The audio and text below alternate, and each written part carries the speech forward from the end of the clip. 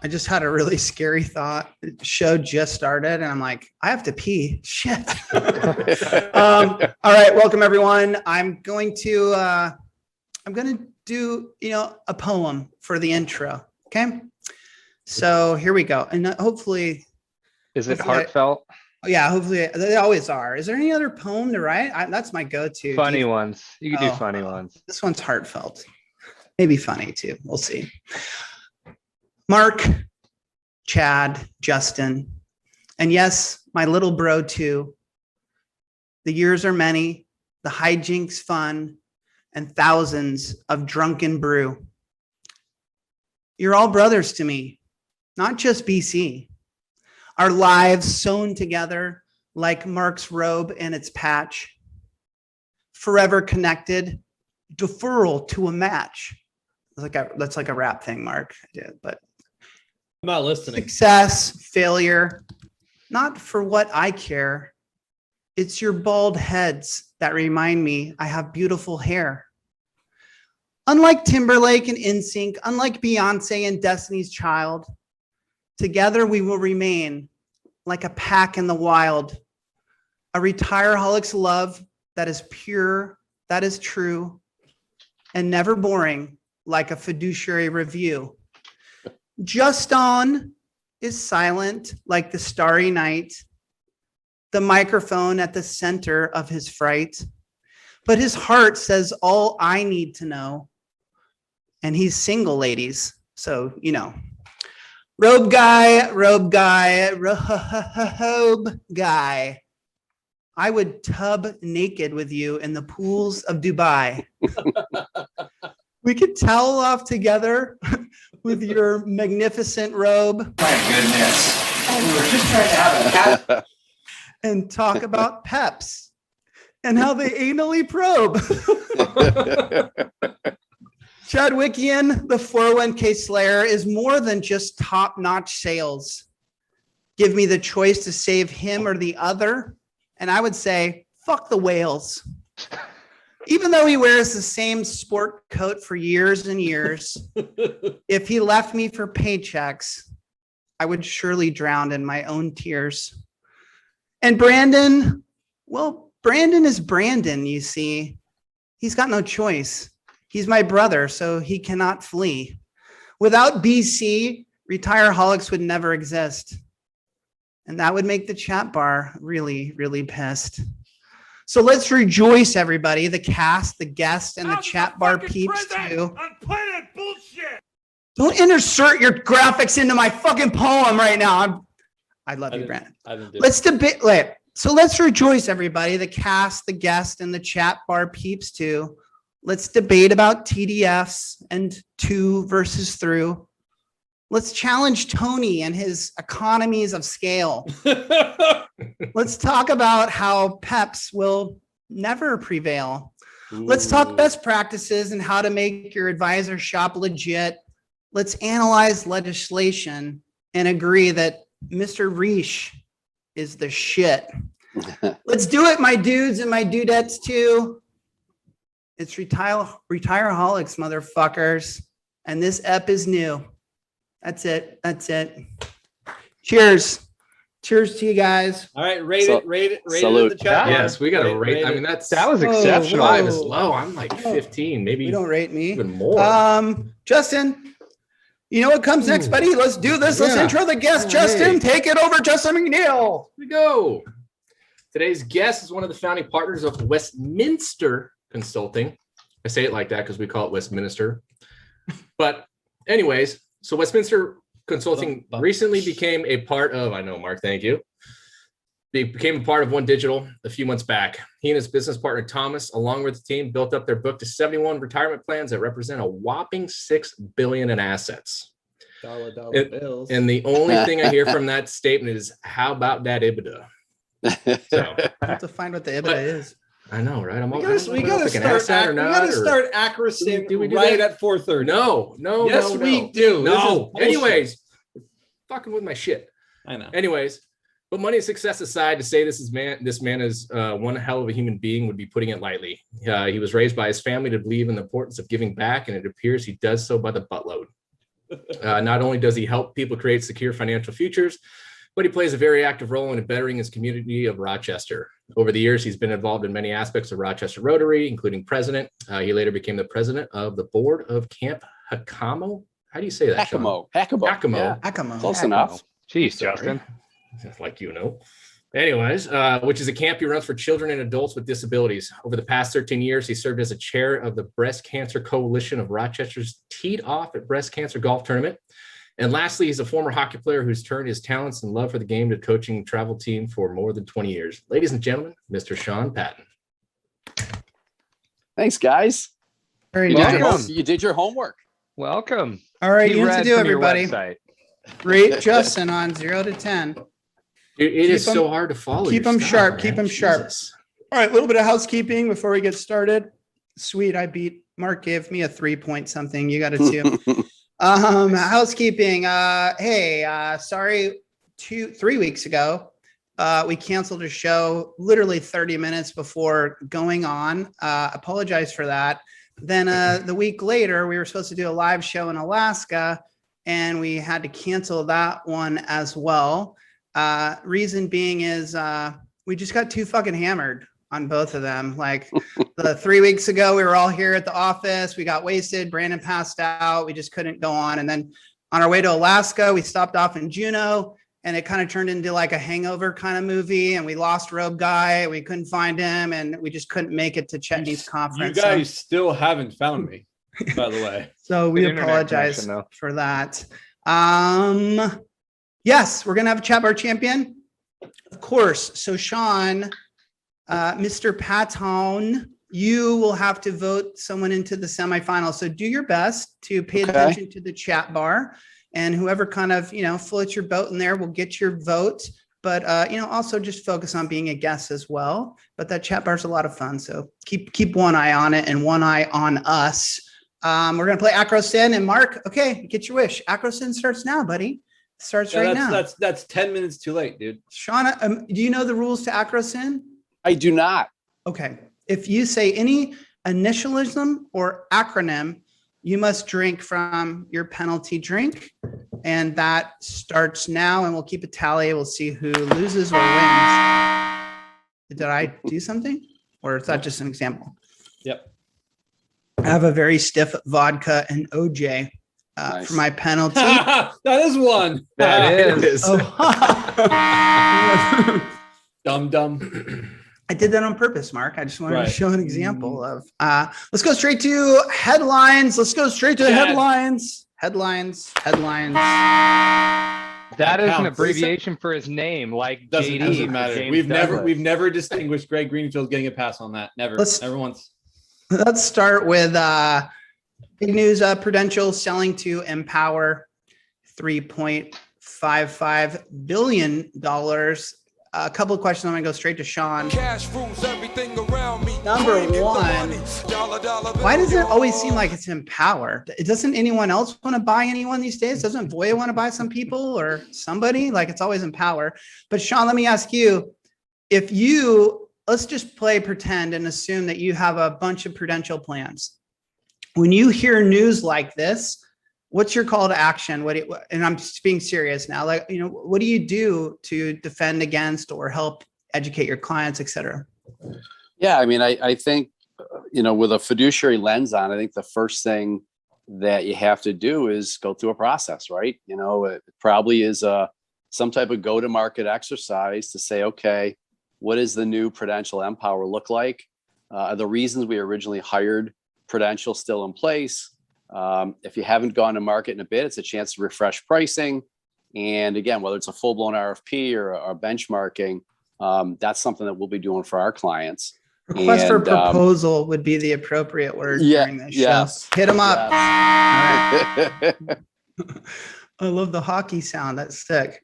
So request for proposal that's your standard reaction. As your clients are like, oh, geez, Empower just bought our record keeper. So what we're looking for from our advisor now is some comparison to make sure that Empower is actually the right place for us to be. Right.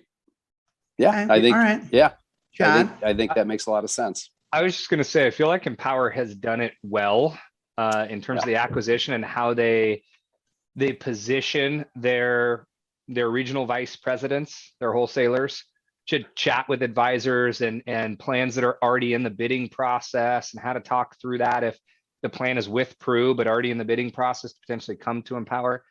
Some of the other providers that have been through acquisition recently have not done it so well, where their sales folks are reaching out saying, hey, right now's the time. I know the plan's coming over in 6 months when we migrate the systems, but move it now. That way I get paid. And there's been a lot of that on the back end. I feel like maybe that's dirty. That's dirty. Successful. Yeah, and Voya did the same thing. They paid their sales folks to consult, to go in and be a sounding board, even though they're not going to get paid when that plan comes over. And I think that that's led, at least in our experience, to some good guidance from the Empower folks upon these transactions. But the other vendors have not been so forthright with it. This might bridge into a later topic. I want to talk about that article that you sent me, Chad, that we'll share with everyone here. The stat in that article said that 15 to 20% of plan sponsors find a new record keeper following a merger. So that's pretty heavy. That's a pretty heavy stat. I would like to know that percentage of how many people heard this information and proactively went to, I guess, a combination of their advisor instructing them to go out and maybe run a request for proposal or benchmark the plan, or if the client themselves saw that and felt uneasy about it, versus the alternative of a salesperson knocking on the door and saying, hey, you know what's going on over here? You should probably start looking around, and it being more of a sales tactic versus a consultative environment. I thought you were going to say, it's probably I think I would say, right, but I would say that number's probably ballooned a little bit. I thought you were going to say what percentage of that 15 to 20 was already going anyways. All right. Like clients are moving anyways. But Great point. But that's interesting. Well, maybe we can scoot to this other, since it kind of Venn diagrams here. Hold on. Before you transition, did you see Alice's comment in there? Yeah. And I think that we can handle that with this one. So I did. So Chad, you sent me this article. It's titled, "Is Record Keeper Consolidation Good?" Did I do that? It was me. What did you say? Third-party administrator. Good for sponsors, participants, and advisors. I think it's at benefitspro.com.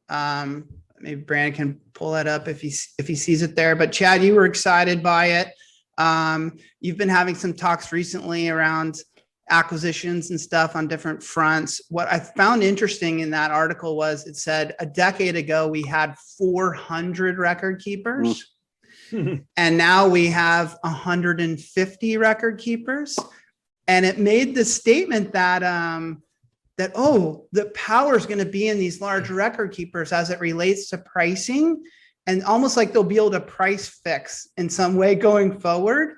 And I want to get Sean's thoughts and then maybe the rest of yours. But I thought to myself, like, are you kidding me? Like, we still have 150 people companies competing. And you don't think that Voya is competing with Empower's, competing with Nationwide, competing with Principals, competing? Come on. You really think we're at that point where they're all going to get together and price fix? I feel like we're far from that. Sean, do you think this consolidation will impact pricing? And then we can jump on the question we got. Actually, I think it's going to make it more competitive. I mean, we're already there, right? I mean, we've had this, massive fall in pricing over the last decade. And to your point, there's 140 some odd different record keepers / third-party administrators. Caught myself there. And so there's plenty of record keepers to go around. I don't see where there's any, pushback on pricing, other than maybe somebody that's gone to market recently and has had the advantage of doing that and has already had a price concession. But outside of that, if you haven't done it in a while, I think there's a lot of room to go still. Yeah, it's still a dog-eat-dog world. Yeah, Chad, absolutely. Let's go to Alice's question. So small TPAs, small record keepers, should they, I'll drink for that. Should they be scared with all these acquisitions going on? What do you think? No, I personally don't. And that's kind of what I wrote back. I don't think scared's the right word. I think if you're not utilizing this time period to embrace it, especially in the third-party administrator community, the acquisitions through future plans gives us an opportunity to really remind businesses why they chose a privately held, close, service-oriented model and not bundled, because that's the feedback that I've gotten from every group that's been acquired by Future Plans, is that the intent was to make it feel like we're still a local third-party administrator, but we're not. We're being forced to run our business like Future Plans wants us to run the business, and we've lost that control. We've lost that service. We've lost that customization. And so we're utilizing it as a sales opportunity. And I think many of the record keeper partners are doing the same. They're looking at the consolidation, even the small ones, and they're out there saying, do you want to be a number? You want to be a big fish or a small fish in a big pond? And they're leveraging that to get opportunity. So I don't think scared is the right word. I think opportunity is probably the right word there. I agree with you in the sense that if there ends up being less TPAs, then that's a good thing. Right? Oh, I hit the same one. Then that's a good thing, right? Because there's less of your peers, so you stand out more. You win more of that business that wants that type of approach. So it always comforts me. It doesn't make me fearful when I see a census acquiring another third-party administrator. It warms my heart. I feel like, okay, great. There's one less plan design consultants competitor in a way, which just allows me to stand out a little more. So I feel the opposite. Now with record keepers, yeah, sorry, Chad. No, go ahead. With record keepers, I still like Sean said, I still look at those 150 and feel like, okay, there's plenty of freaking record keepers. Like just because Prudential is no longer a record keeper and bought by Empower, I don't think that changes my world in any way, nor does it change the landscape of sales. And I think we're so far from that. Like, I mean, we're not going to get to like an Amazon type world in 401k, at least not for a long time, right? Well, even with you saying there's 150 record keepers, I'm like, there's 10 go-tos that I can think of off the top of my head, Well, like that You're list, missing a lot of the small Bailey Valley shops. That list includes like a little mom and pop. Like right, there's I a lot of there's a lot of third-party administrators, by the way. I'm sure most of the audience knows this, but just like us that decide to do record keeping as well. There's a ton of them, like little tiny shops that do record keeping. How many ways can you monetize a client? I mean, how many times have people told us that we're dumb for not being a record keeper, not being advisors on plans?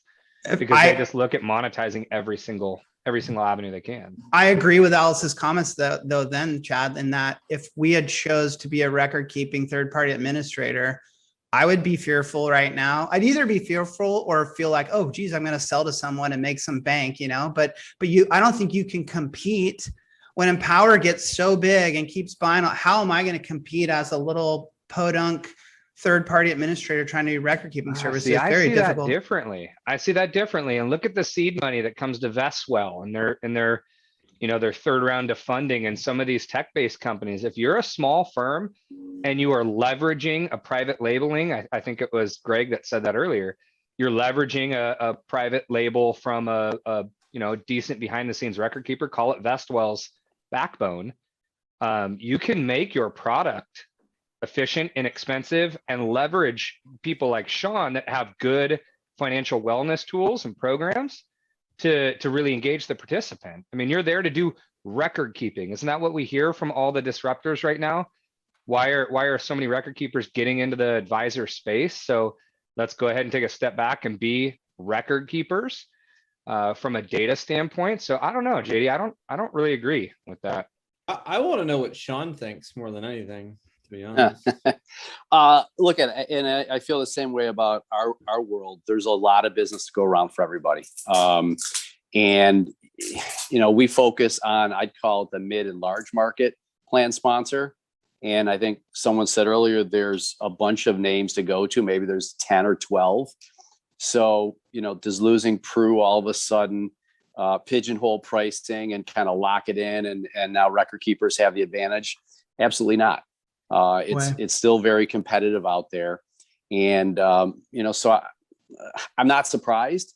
At the end of the day, it comes down to economics and financials. It's no different than what's going on in our world with M&A and the need for scale and profitability. And JD said, EBITDA. And so, that's two. Give him another one. That's it. Give him another one. Yeah, we're going to talk a bit about the mergers and acquisitions here from an advisor perspective a little bit later in the show, because you've just been through an acquisition. Yeah, Chad. The only point I wanted to add to that article, which I really liked, is that the article focused on the pricing concessions, the consolidation of pricing coming from mergers and acquisitions. And my response back, in my opinion, was I don't think that the drop in price, the narrowed margins are really coming from the mergers and acquisitions market. I think it's coming from businesses realizing we can really skinny down on the required revenue in the 401k space, because we're going to create profitability from all these other arms that we're putting out there right now. And we may not all see it yet, but that's what's coming. It's going to be like a little octopus where all these little arms are going to start generating revenue out there from one body, which might be the access through the 401k or access through the healthcare plan. But it's going to create profitability in many different ways, where the record keeping required revenue can be so damn narrow. We're getting we're getting a little ahead of ourselves, but why not? Hey, Justin, did Chad send you that article? No. Yeah, it's cool. Let's talk about this on the show, Mark. Let's get into that a little bit, Chad, because Sean has been recently through like just a few months ago, the One Digital acquisition. But let's talk about this kind of monetizing the participant, because Chad and I have been in some meetings recently where I think for the longest time it was a bit of a tinfoil hat conspiracy, where we were shouting around like, oh, watch out, people are going to try to monetize the participant. There was a famous speech that I reference all the time with Brian Graff, where he talked to a room of TPAs and said that it'll be a point where companies, all right, that one's getting me over and over again. There'll be a point where companies will just give away the 401k because they'll monetize the participant. So the 401k will be free. And now Chad and I are getting on these calls where people are just open and transparent about it. Like when there's big private equity, big venture capital, I was about to use the initials, money coming in. And the whole point behind it is they just want to get as many individual people under their roof as they can and prep to start giving them services and solutions. Let me ask you, Sean, now having kind of your optics on One Digital, and I want to ask you in your own practice, is that something that you guys are thinking a lot about, is monetizing participants, or are you just a true and blue 401k guy going forward? Yeah, I mean, prior to the One Digital deal, we kind of purposefully stayed away from the participant. I think the One Digital deal and the work that we did and the help that we had, everybody said, you're missing the boat here. If the plan sponsor trusts you in the boardroom, then they have to trust you in the break room to have that same process. Look, the reality is everybody's fighting for that end user, and they have been for a while, whether it's Fidelity or now Vanguard with their solution or Wirehouse Advisors. Everybody's trying to monetize that end user, the participant. And so, I think the conversation is a real one. It's happening. And I think everyone's talking about the same thing. How do we get to that end user? Well, let me ask you, Sean, who should monetize the participant? Westminster, a One Digital company, or the record keepers that you work with? I think it could be both. I think, as I think about the monetization of a participant, I kind of break it up into three tiers. A robo solution for those that maybe have under $100,000 or $150,000. Let's find something for them that is low cost, efficient, where they have access to an individual, but maybe it's all digital. Sure. Then kind of the mass affluent and whatever you target that as, maybe it's $150,000 to $500,000, and it's probably very similar. Maybe there's a financial plan. Just a step up from that. Yeah, it's a step up, but again, we're focused on, just as we are on the plan, trying to keep costs reined in and efficient for that end user, the participant. And then lastly, maybe something, we'll call it private wealth, for those that need more bells and whistles. And, I don't know if anybody out there, maybe other than the wires, is doing that really well, but there's certainly a market there for that as well. So that's how we're thinking about it now, coming from a world where we didn't think about it all before. Go ahead. You were not thinking about it pre One Digital. One Digital has opened your eyes to it. And now will Westminster leverage One Digital to do this? And this is a point I'm trying to get to, and people have heard me say this ad nauseum, but I'm a fan of you, the advisor, and even One Digital, this big national firm. Yeah. And I hate the word monetizing the participant. Let's call it something nicer, like providing services to the participants where you can make some money as an advisor. I mean, just the whole time you guys were saying that, I literally wanted to throw up on the screen. Yeah. Well, look at, we wear two hats, right? You wear the business hat and how you think about your business, and then you wear that in the trenches hat where you look, we do what we do because I've only got one hat, Sean. I've got one hat. That's all. This one. Unfortunately, I got to wear two. One's I'm okay with business owner, and you guys judge me right now. We'll go judge on the line. Tell me whether you agree with me or disagree with me right here. I'm okay with One Digital, Cap Trust, all those names making money off the participants because it's their freaking clients in my mind. What I'm not okay with is Fidelity and Empower and Principal monetizing the participant. Am I a dick? Am I narrow-minded? You judge me first, Mark. Yes or no? Again, I think I might be the outlier on this, is just because I feel like I agree with you, but I disagree with you only because we're in our bubble of our protection to plan participants and 401k plans. But at the end of the day, that person is more than a participant in a 401k plan. They are a consumer. They are a human being with some of us, not so much Justin, but a brain, right? Like they have knowledge and thoughts, and they can do their own things, and they have access. We have the world in front of us, people. Make your own decisions. If somebody's put in front of you and you're not doing your own due diligence to figure out if it's good or not for you, that's your own damn fault. That's all I can say. The reality, though, is 95% of Americans are financially uneducated. That's the truth. 95% is a pretty high made-up statistic there, Sean. No, it's true. It's true. If you spend any time, okay, let's look at this at a freaking survey that took every single person and boiled down to that. You're wrong. No, they are. No. If you get a group of 10 employees, 10 human beings in a room, 9 of them, 90% will probably really, really need some help. Yeah, they struggle with they didn't get it at home from their parents. They didn't get it at school. And I'm not talking retirement. Now I'm talking checkbook, budgeting, credit card debt, true financial wellness. Most Americans struggle with that. That's the reality. Yeah. If you lined them up, Mark, and you said, all right, what percentage of your income should your car payment be? Or what percentage of your income should your mortgage be or your rent? They would fail miserably, those questions. I would fail at that, dude. Come on. Like that's most people, and okay, maybe your statistic looks better now. Okay, fine. But all I'm saying is, as an individual, we understand what we have and we should be able to make decisions. And so to your comment, JD, I'm just saying that I feel as if you're positioning the advisor as the person who can go in and do this. And I'm saying, I don't mind if it's somebody else doing it, as long as it's done in the right way and gives people. Let's be honest and transparent, and then I'll go to you here, Chad. Let's be honest and transparent first. I understand your concept of everyone being able to make their own decision.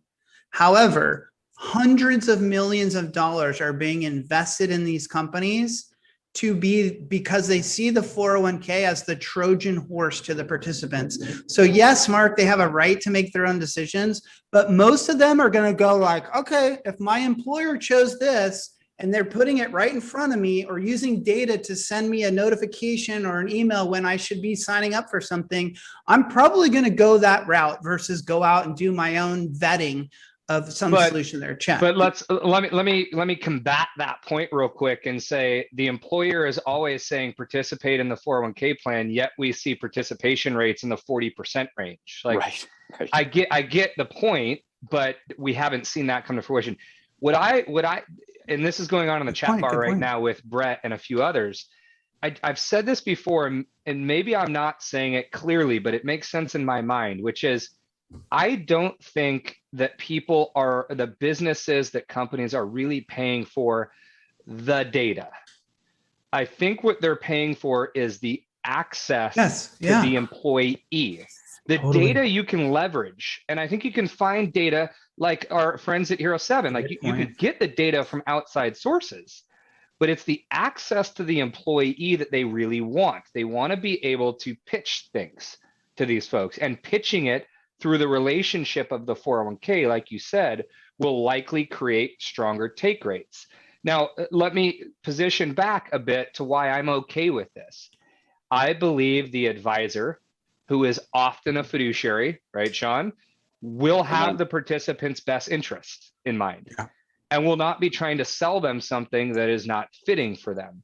If the record keeper or large organizations, call it Google, as we saw in the chat bar, is trying to sell things to a participant, I don't have confidence that it is really in their best interest, because it's going to be mass. I love you, Chad. Do you think there should be a universal opt-in from the employee then? Because you've said in the past, like you yourself, I think it varies depending on the individual. Some people are going to say, yeah, it's totally fine that they, market to me and gives me all that shit. But I think as an overwhelming whole, I'm of the mindset, like, you don't get to have any of my personal shit unless I actually absolutely let you. Well, we might come up with solutions where your personal information is out there everywhere already. Everything you do, everything you click.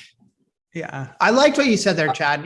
I agree with you, and I haven't heard anyone say it like that yet. Although clearly that's where the trend is they want access to the participant.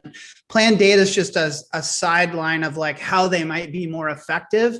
And that's all going to be a spectrum. And then Justin, valid point. We may get to this might have to do with like national laws and stuff, right? Around like, hey, does someone have to approve you using their data or not? Or will Schlichter win and it'll be a plan asset? But then still, even if it's a plan asset, that's not end game, people. That just means you'll have to disclose to the plan sponsor and the fiduciary is like, look, this is what we intend to do the data. Do you agree? Sean, you're a guest. Looks like you have a thought.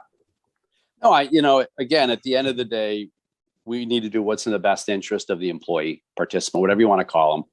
And I see it less as a retirement conversation. And again, I go back to this, I know it's often used, but this financial wellness, holistic view of Convergence. Very good. I've been talking to Carrie. We have participants or employees that just, they need someone to talk to. They need a coach. They need someone as a sounding board.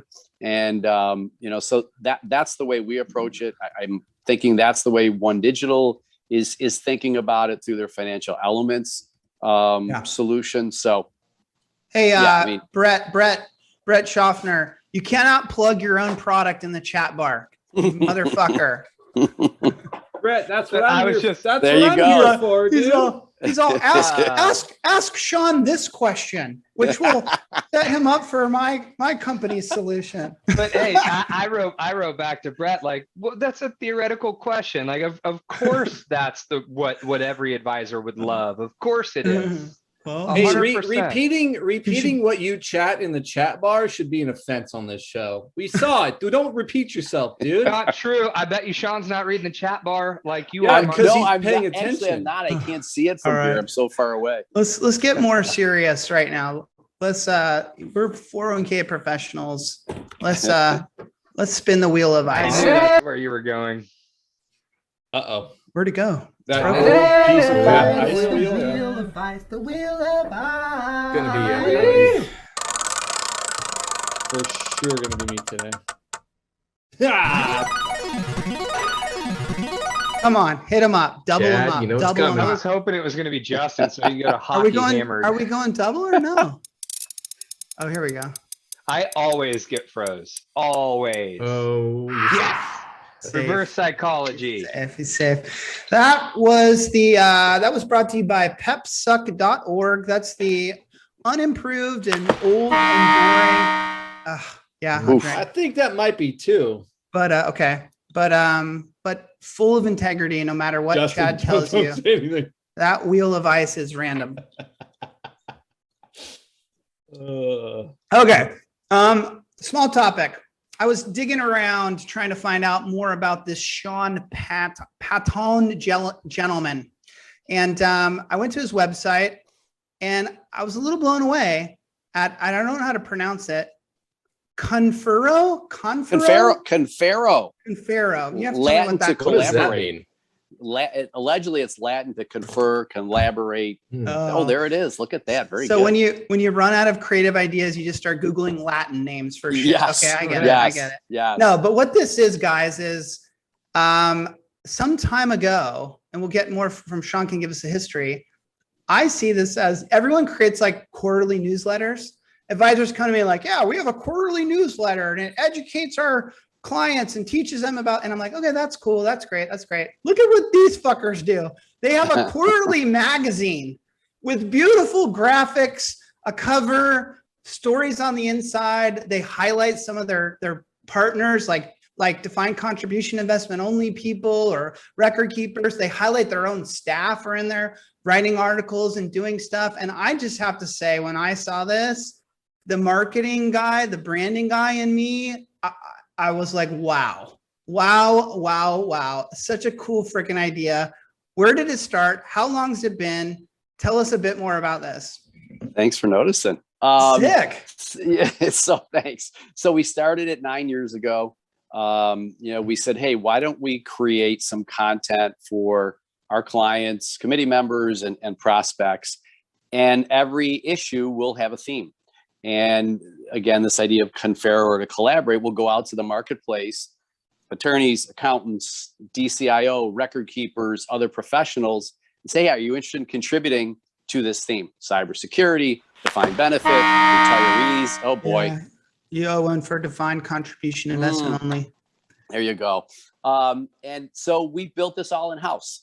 All in-house. Yeah. All in-house. That was my first thing I did, by the way, is I started poking around going, does he buy this from someone? No, is this some template? And I'm like, no, it's not. Yeah, we built it in-house. We had one person that did it. And we actually had some print copies that, we do 25 print copies. We send those to the collaborators that participate in the edition. And then the rest goes out electronically. If you ever need someone for the cover of the Retireholics, we could get on the cover there. Oh, we got to get you guys on there. It's fabulous. Yeah, we got to go somewhere, man. We got to go somewhere. Just this right here. Perfect. No, I mean, you could say like, oh, it's just a glorified kind of step up from a newsletter. But man, the commitment, the graphic design, it's a lot of work. All the time that goes into it, the work. I just think like you put that in my hands, whether tangibly or digitally, and I'm a client of yours. I get to know you better. I see that this is professionally put together. I don't think there's anything wrong about this. And if anyone out there could find the time to do something similar, even if it was twice a year or something, I think this is something to pay attention to for sure. Yeah, thanks. We appreciate that. I mean, we put a lot of effort into it. And does it win us any business? I don't know, probably not. But from a branding perspective, it's been great. It's something that we enjoy doing. Those that have collaborated on it have enjoyed doing it. So we're going to continue to do it. Test of time. I mean, you've done it for friggin' 9 years. 9 years. So Yeah. Long time. That's awesome. So I hope everyone can go check that out. It's easy to find on their website, and more people should do stuff like that. It's an old school hashtag right there, JD. Not your typical advisor. Remember when we did that in like the first 70 episodes? For sure. I like those ideas. Hopefully. You guys are always confusing me. So very, very, very cool. It's even got its own URL. Conferromag.com. Yes. Yeah. If I go on there, are you collecting my data and then you're going to come back to me? And we are not Googling, coming up with Google data and information and then tracking you down. Absolutely not. All right. I asked Sean what topics you want to talk about today, Mark, and he literally responded with like the Family Feud survey says top 3. He's like, we could talk about mergers and acquisitions. We could talk about convergence of health, wealth, and retirement. And we could talk about Rogue Guy's favorite, financial wellness. And I kind of like laughed to myself like, oh, Jesus Christ. How typical, right? But convergence is real. And I think you have a unique perspective. And I know you've put a lot of attention to it. So let's get into that a little bit. Health, wealth, retirement, HR consultant. Maybe I can set the stage for you. HR. My human resources person recently did not a request for proposal, but they just reached out to, we use QuickBooks for our payroll. Okay. And they reached out to find a new payroll system, and they reached out to Gusto. And Gusto is the payroll company that's partnered with big time strategic partner with Guideline, right? The 401k disruptor. And my team, I didn't attend this, my team sat through this meeting, and as they sold us payroll, they continued on to attempt to basically replace our insurance guy and take over our health plan. And then they went on to 401k, not knowing that we were a third party administrator and trying to get our 401k plan. And so clearly here's an entity looking to do all things. Is this what Westminster One Digital is looking to do too? And I don't slide it. I think it's a decent plan. I just thought it was funny to see it firsthand. Look at ultimately maybe, but I think there's a little bit of a story to it. So 3 or 4 years ago, internally, we started talking about the turnover on our committees, and specifically that HR seat on the committee, and how we were losing really good, seasoned human resource professionals who were just either retiring or moving on elsewhere.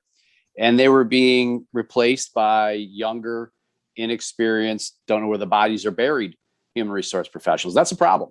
Yeah. That's a problem for that organization. Whether it's a problem for the committee or not, it's a different story. But, I said to Tom, my partner, there's probably an opportunity here to have some type of human resource consulting practice. And so out of the blue, a year later, one of our committee members retires and said, hey, I want to come start this HR consulting practice and work with just your clients and do project work and stuff to kind of fill in the gaps where there's a need. Crystal, I got you. He is monitoring. Thanks, Crystal. And that was pre-COVID, and COVID hit, and they kind of put everything on the back burner. But clients were like, "This is our number one issue, and that is, we have all sorts of gaps in human resources, and we could use you for a comp study. We could use you for executive coaching. We could use you for mentoring." And every single one said, this is on fire right now. So we knew there was something there. But Sean, you cannot be the master of all things. I don't need to be the master of all things. What I said to a client today was, just think of us. We have these other businesses. I have other teammates. If you come across a challenge, put us, instead of just thinking about us as retirement plan guy, think of us in these other areas. And that's it. I'm not going to try and sell you on why you should come to One Digital's employee benefits group because we're smarter than everybody else. But if you go to market, just put us in the mix. And that's resonating with clients, as we roll it out. I think the human resource consulting thing is a really big issue. And I think it's a great way for us to, lack of a better term, side door into retirement plans where maybe we wouldn't have typically that access. Well, I'll tell you this though. I do think the Convergence thing is a thing. Again. What? You mean in your mother's house? One Digital certainly believes in it. It's why we went to One Digital. But there's others out there that believe the same thing, that are, that have that same kind of macro theme that's guiding them.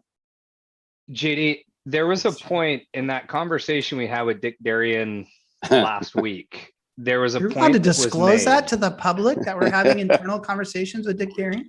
Yeah, I was kind of name dropping right there, JD.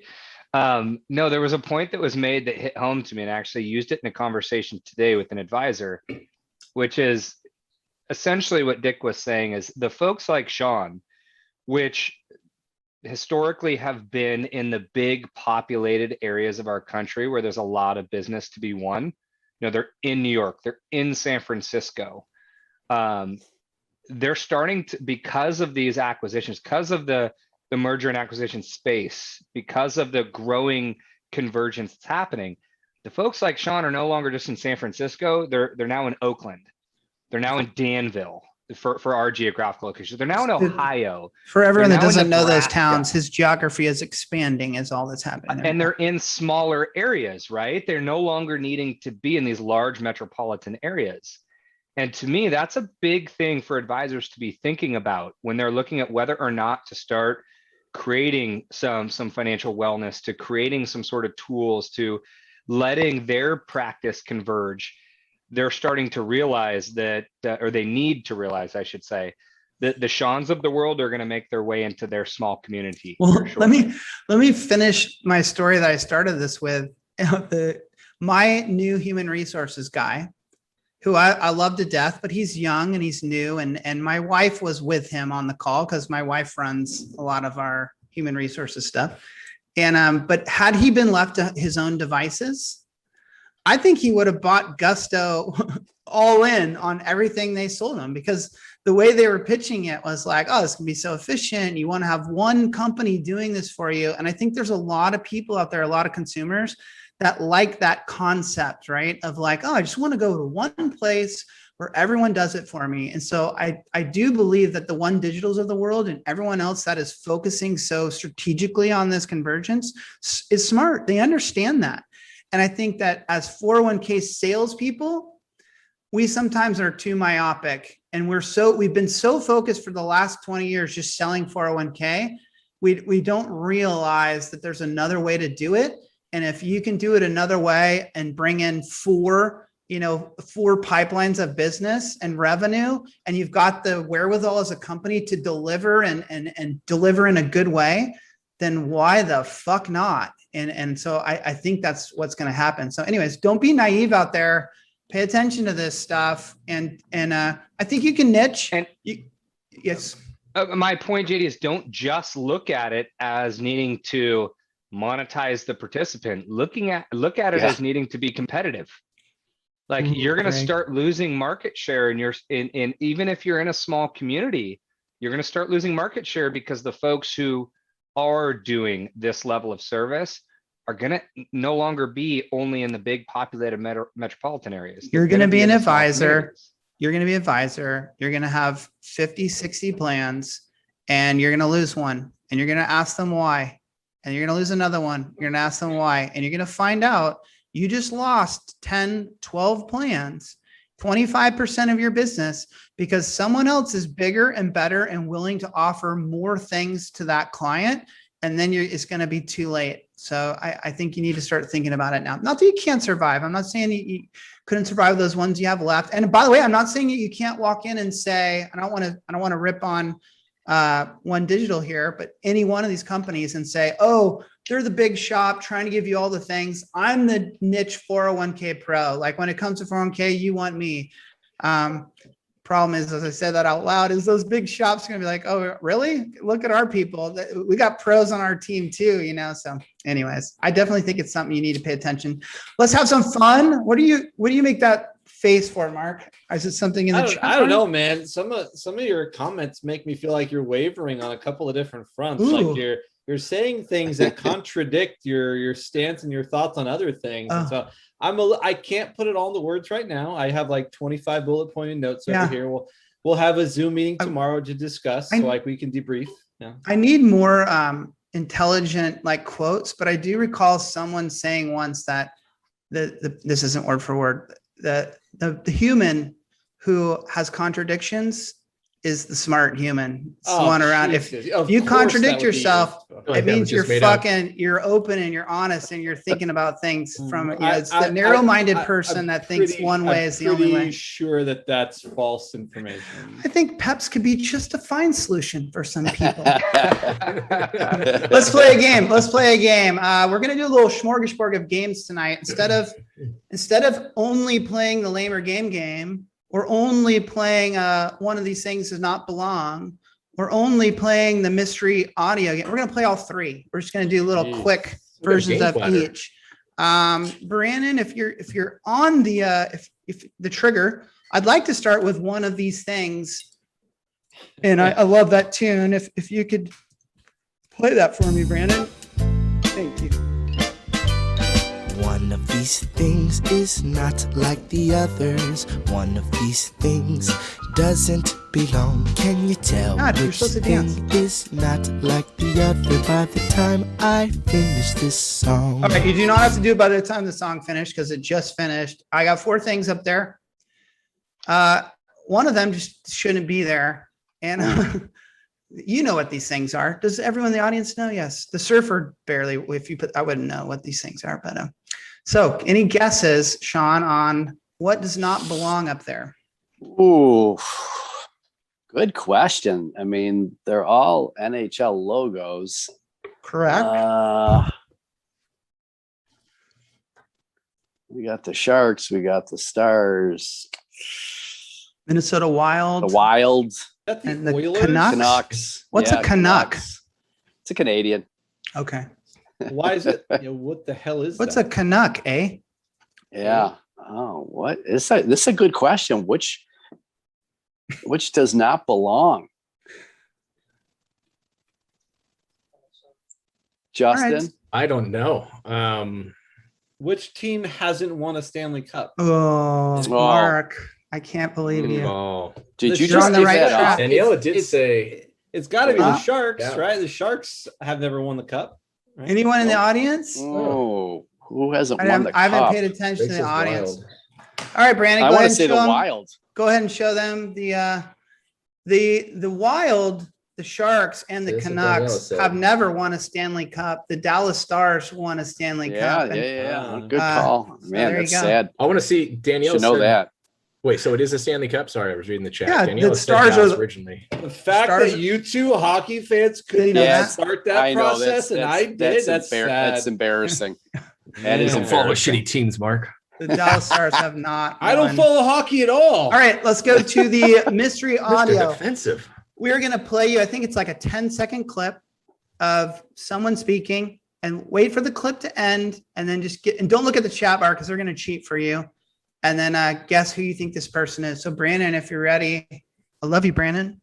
Play the audio clip. I'm talking about trillions of extra dollars that we would normally get over the next 10 years between the new savings and the government match.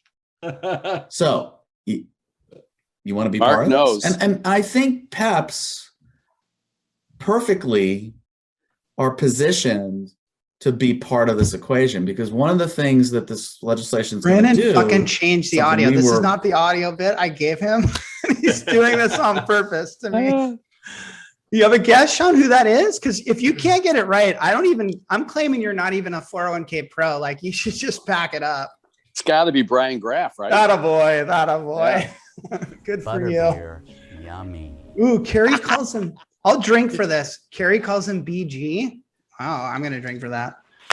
That's solid. Okay. And then we finish our little threesome hat trick. There's a hockey reference of a game with the Lamer game, the mini, you can play at home version.